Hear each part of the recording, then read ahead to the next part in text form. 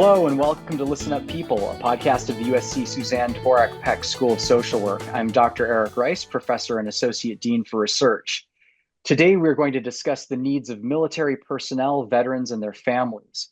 Social work and the military have a long history. In fact, the Veterans Administration is the single largest employer of social works in the US, with over 18,000 social workers serving the needs of veterans and their families. My guests today are nationally and internationally recognized experts in the needs of active duty military veterans and their families. They lead the military and veterans programs at the USC School of Social Work. So it's my pleasure to introduce Dr.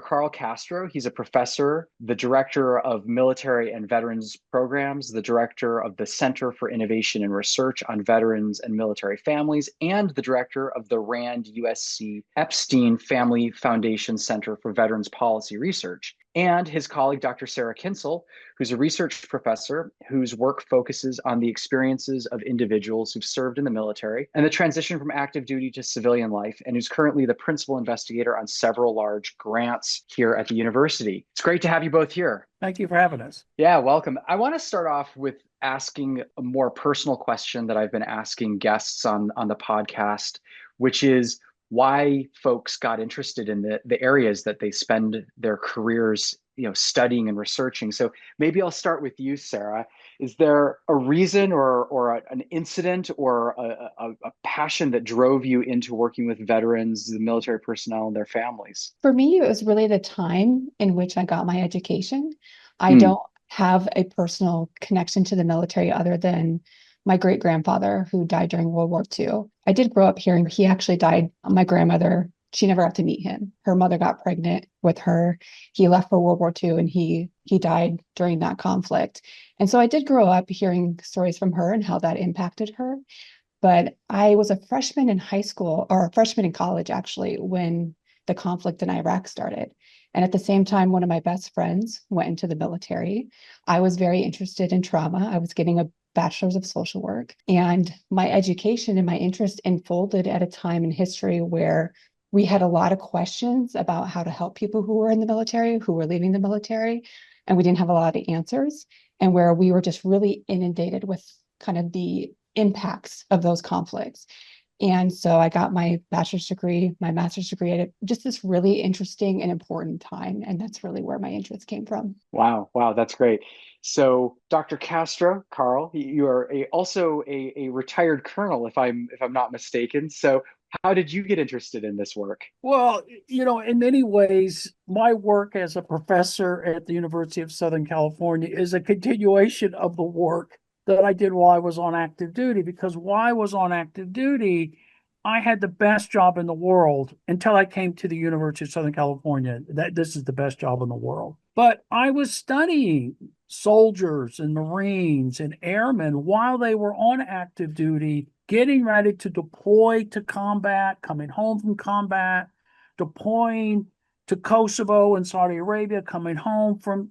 And so it was sort of a natural extension that I would continue to study them as they leave the military and return to their civilian community. So in many ways, it's just a continuation of what I was already doing on active duty. So in that sense, I had a wonderful transition, second best job in the world, moving to the best job in the world. I think your response reminds me of one of the very first things that I want to talk to you about. You were talking about people transitioning as they went overseas, came back, as people are leaving the military. You and I have had a few conversations over the years about, I think, what I might think of as some of the misconceptions that people have about military personnel and veterans.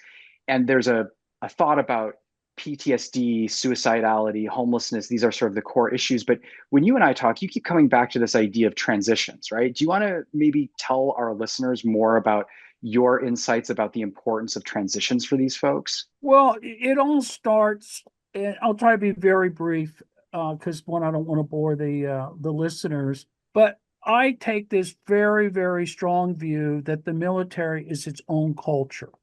Mm. And there's a military culture, and then there's the civilian culture.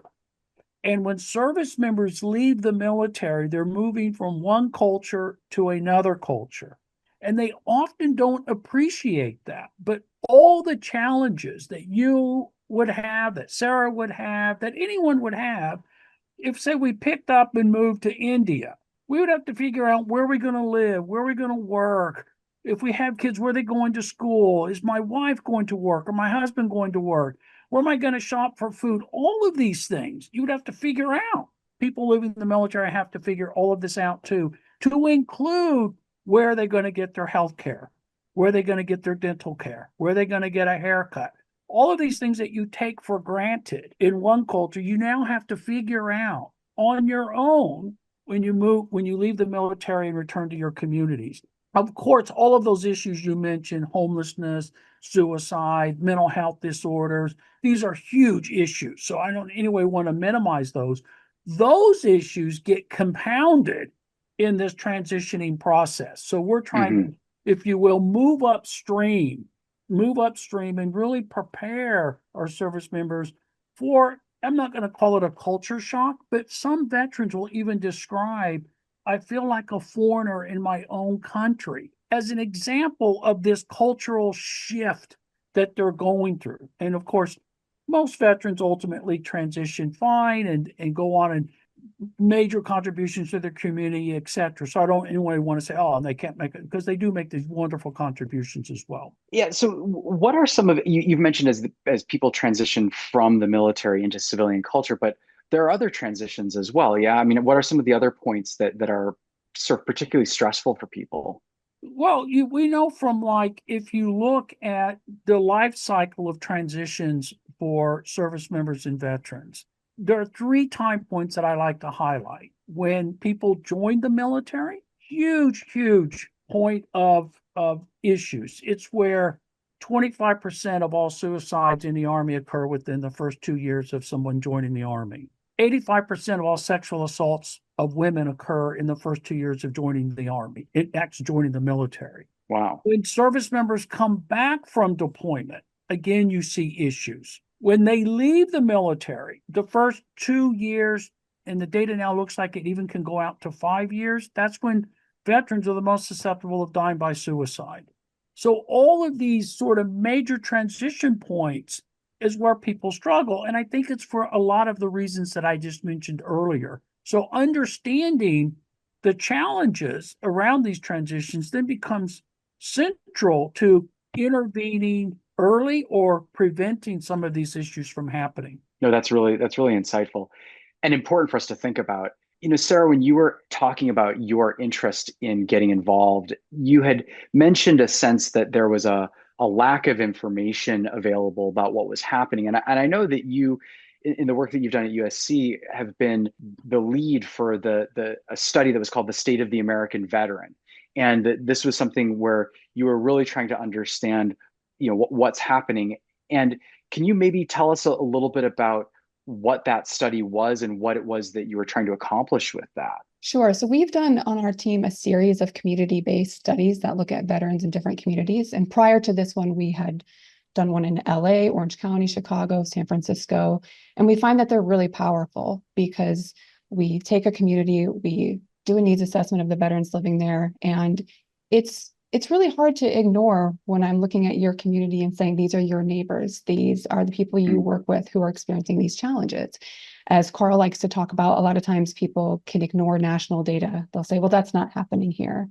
But it also allows us to give communities tools that are really specific to what veterans are experiencing there. And this most recent study, we did the first ever study of Southern California as a whole. So veterans in Los Angeles, Orange County, and San Diego. And we took everything we had learned from the previous studies and really tried to continue to advance the thinking and the knowledge. And in one area that we did that really was thinking about military transition. But these are large studies that focus on a lot of different aspects of the challenges veterans may experience. Well, you mentioned this transition idea, right? So this is something that Carl's been kind of educating us about conceptually. I mean, what were some of the things that you found in this study about transitions? Well, for the first time, we wanted to take a more in-depth look at transition. And Carl and I both came to USC around the same time, and he had been talking about transition previously, but it was a time where we really focused a lot of our work on that. You'll find that in the previous studies.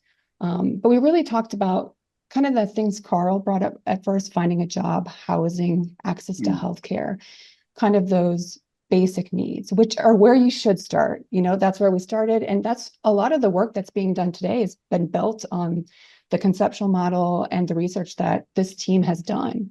And that work is important. You're going to struggle if your basic needs aren't met.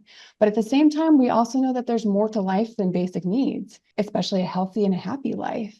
And so we started to take a look more at constructs that we thought were also where we might be missing the mark in transition, things like purpose and meaning and identity, and how you overcome some of the emotional challenges, like feeling like I have to start over, feeling angry about that, the rejections that happen, and really answering that question, who am I now? And what do I do while I figure it out? Yeah, Carl, did you want to add to that? I You was look like just you thinking got something that on the tip of your you tongue. you hear a lot of veterans when they're in the early transition phase will say things like, I feel like I wasted 4 or 5 years of my life serving in the military, because they come back and they like have to start over, right? Where they see their high school classmates are now managers and college graduates, and they're like starting over. And although in America we love veterans, we love our military, I've traveled all over the world. I guarantee you there is no nation in the world that supports their military and veterans like America does.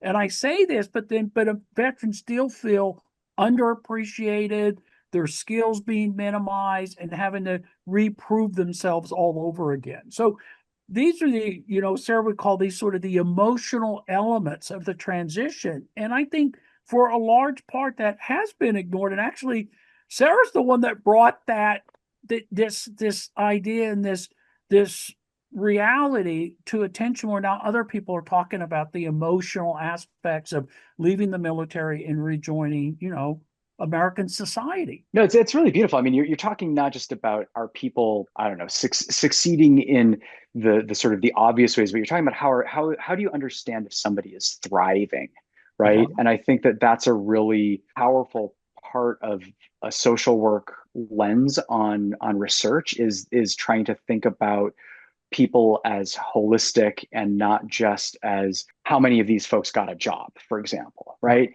And with this in mind, Sarah, have you had much traction sharing these findings? Who has been, I know you mentioned that you had said something about you have these specific studies that are grounded in specific communities and that you are able to share with those communities that this is their neighbors. But what are the constituent groups that you share these findings with? Well, one of the things that's wonderful about the work we get to do is that we have stakeholders, veteran service organizations who are just so interested in getting access to research, understanding it, and utilizing it. So we have no problem, finding people who are interested in listening to these findings. And we do that at many levels. At the top level, Carl and I have gone to DC. We meet with congressional leaders. This is a topic they are very interested in. They're very interested in using research to kind of advance what we are doing in this area. After the study was released, I gave over 150 presentations all over the country on Zoom, just to interested parties who just outlining the findings and how these organizations can use them and how they can think about some of these problems in different ways. And they do that. They really listen to what the research finds, and they want to know, not only does it help them serve veterans better, but I'm also giving them information that they can use to show the efficacy of what they're doing and the need for what they're doing. So it helps their funding as well. So they can say, look, USC did this research and it shows that there's a big need here for what we're doing.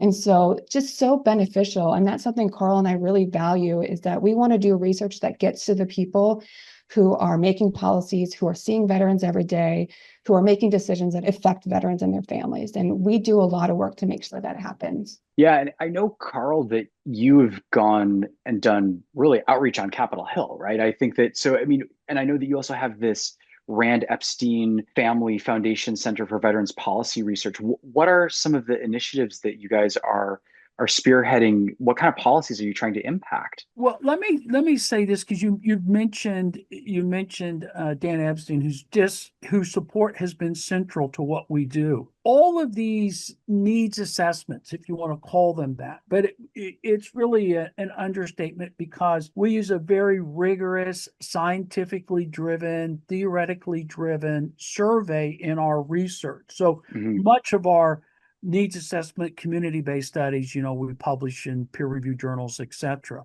But we couldn't do this work without the support of foundations and individual donors like Dan Epstein, because it's not a topic that NIH or the Department of Defense or even the Department of Veterans Affairs is really interested in funding based on sort of how they fund work, because they want to like foundational research, theoretically driven research, things that are going to lead to direct interventions, and that's not this kind of work. So it's in some ways it's this partnership of where we use federal funding and nonprofit funding from folks like Dan Epstein to really drive and leverage all of our underfunding to make a bigger impact on what we do in the community. So I don't even know, how to say it, succinctly other than, you have to figure out what is it that's needed and who is the likely funder of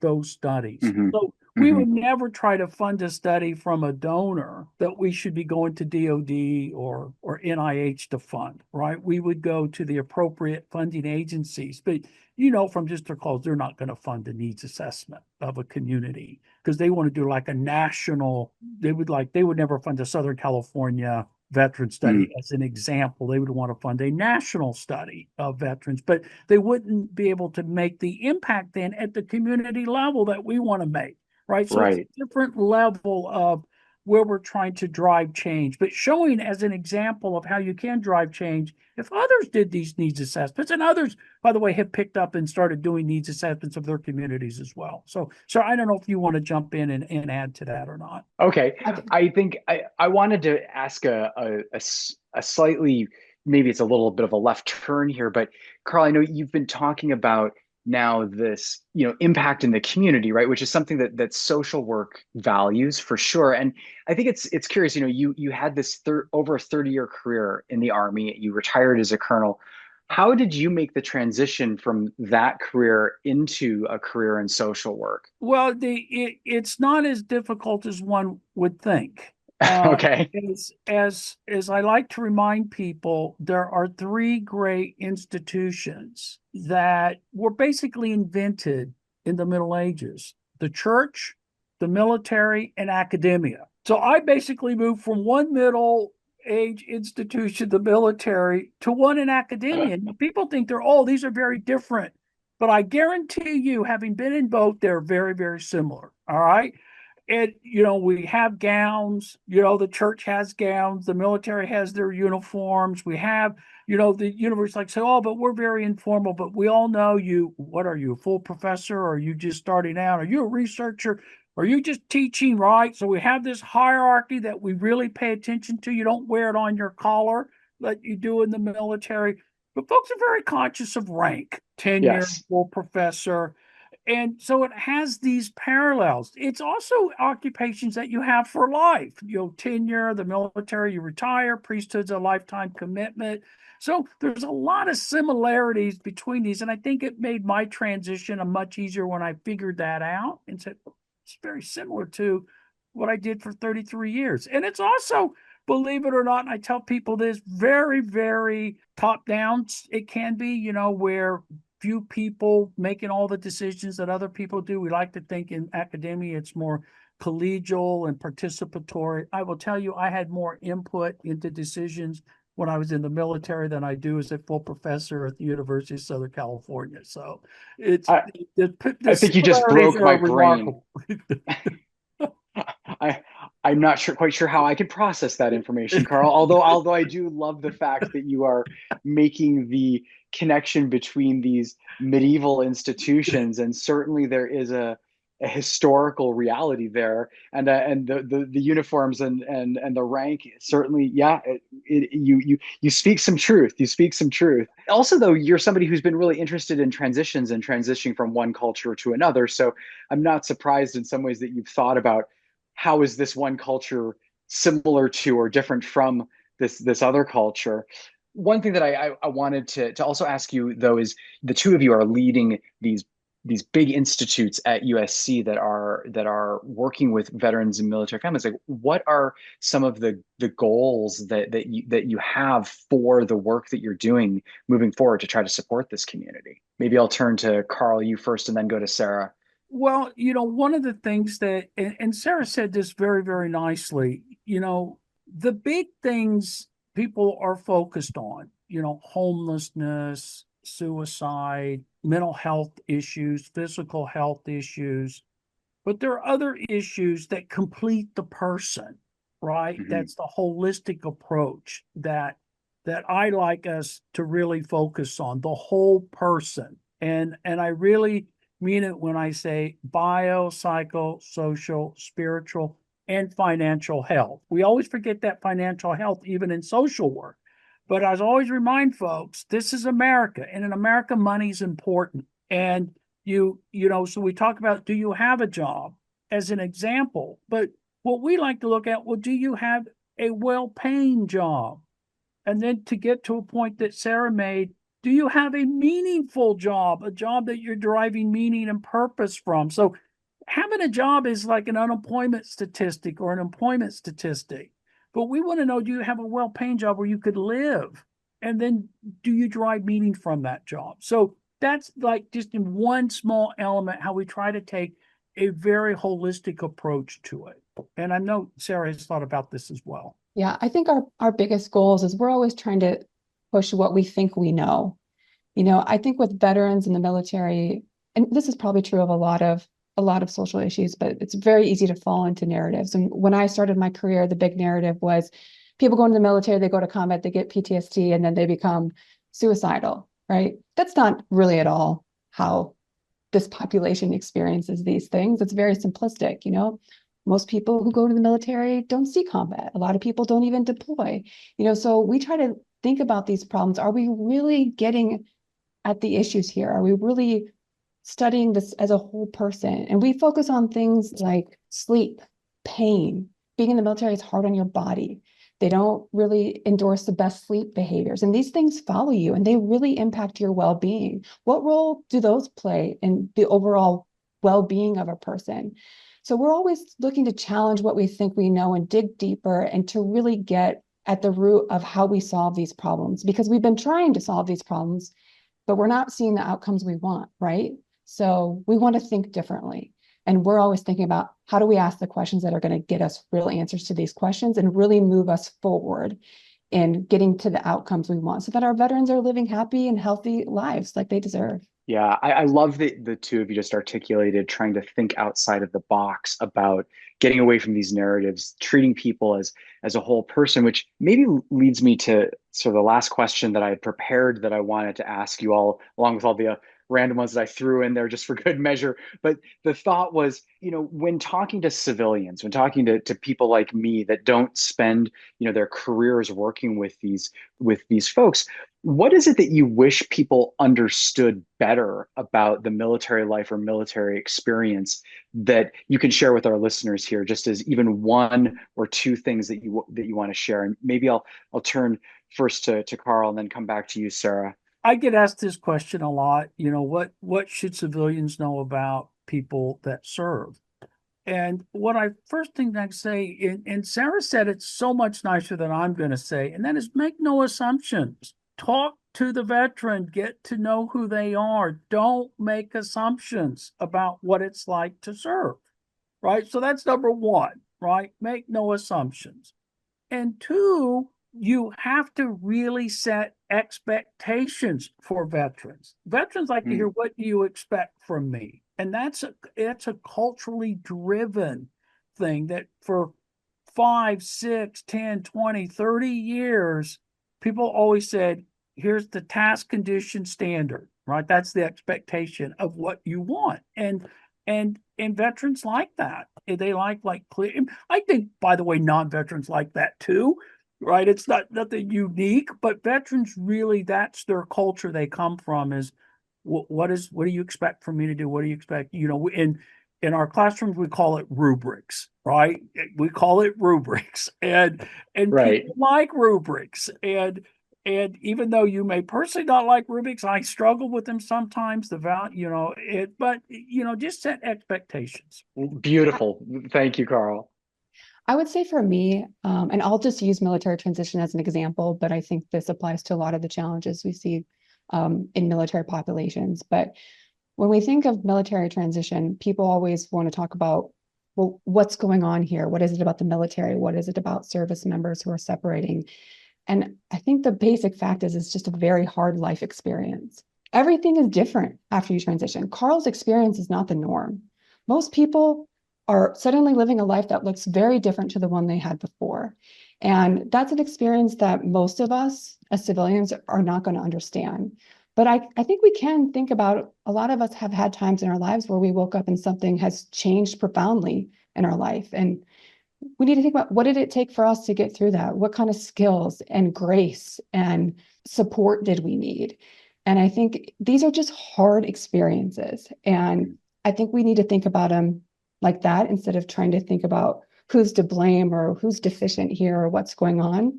But, reflect on your own life and think about, what if I woke up and everything was different and I didn't know who I was? What would I need? That's really what's at the root of what's going on here. And I think that's how we can have some compassion and understanding and grace for what everyone is experiencing when they go through this. That's beautiful.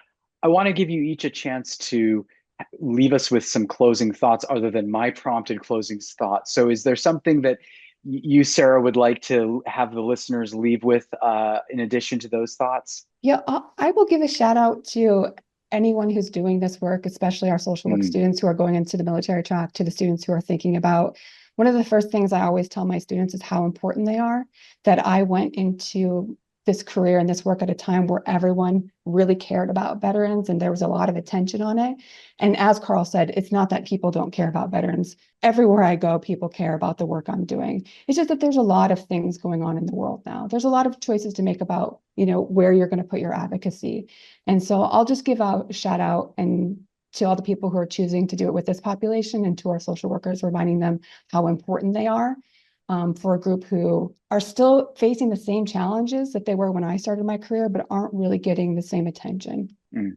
Carl, what would you like to leave our listeners thinking about? I would like everyone to realize that no matter what topic you're looking at, whether it's mental health issues, physical health issues, aging, children, families, all of these topics impact veterans too. Mm, And I will just, again, using Sara's model, give an example. So veteran homelessness is a major priority within the nation and within the Department of Veterans Affairs. There are about 40,000 homeless veterans in America. In the mid 1980s, there were 400,000 homeless veterans. So we've made huge progress in reducing homelessness among veterans that we really don't talk about very much because we still have 40,000, and that's a big mm, number. But there's also a lot of resources put towards ending veteran homelessness.